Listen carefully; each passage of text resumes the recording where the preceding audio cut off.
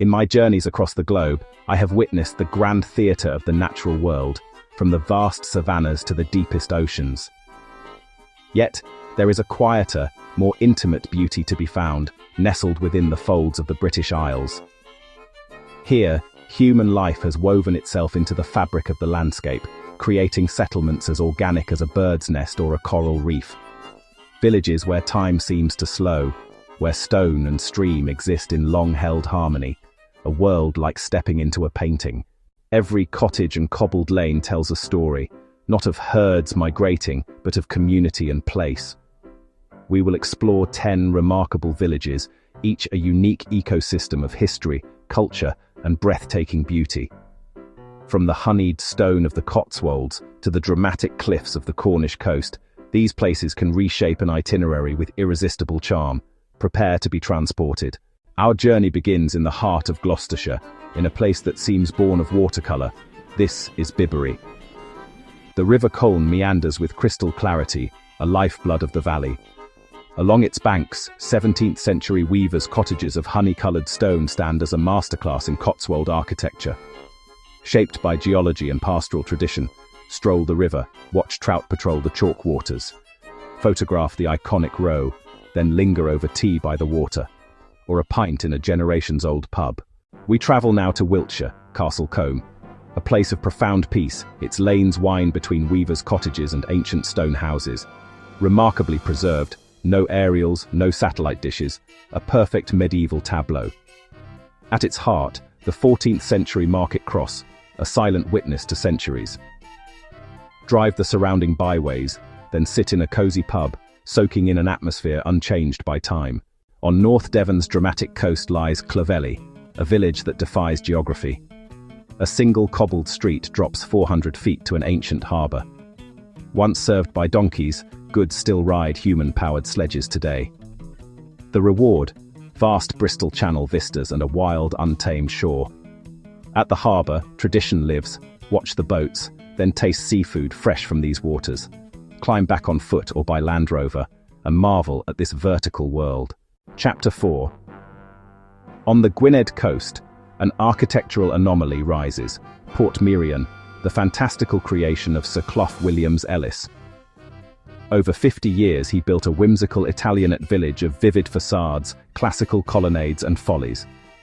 A fragment of the Mediterranean, anchored in Wales, a dream in stucco and stone. Wander the piazza, delight in playful scale, explore subtropical gardens, boutiques, cafes, secret corners, and sweeping views over the Dwyrid estuary.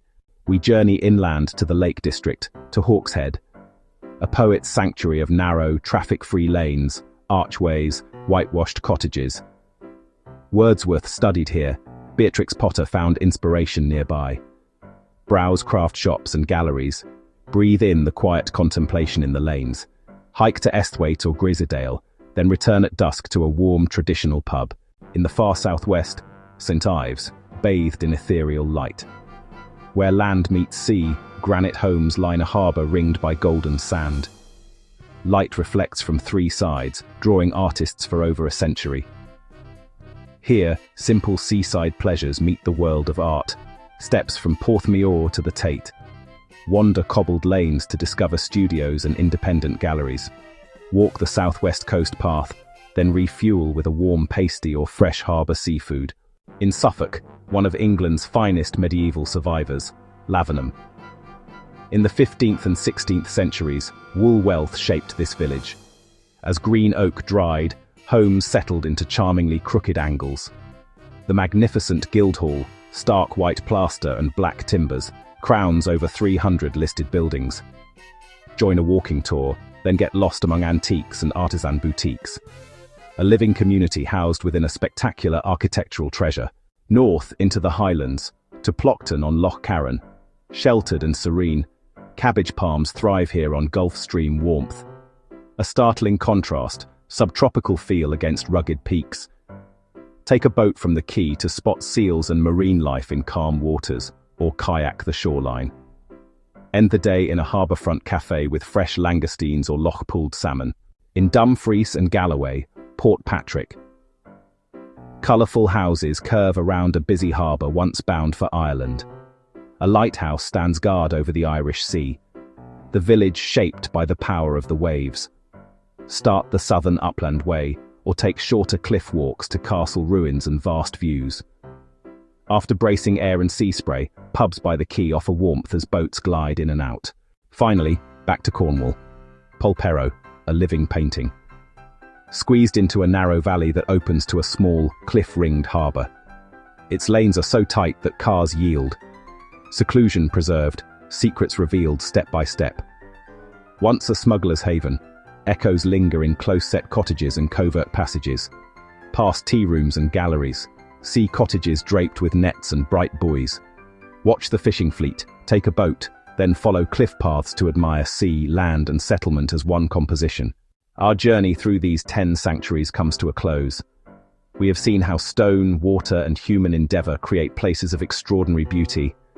From the orderly charm of Bibury to the wild seclusion of Polperro, each a quiet kingdom with its own rhythm.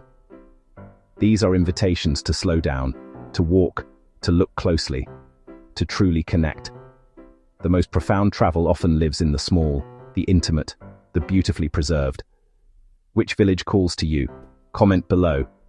And subscribe to keep exploring the UK's hidden corners with me.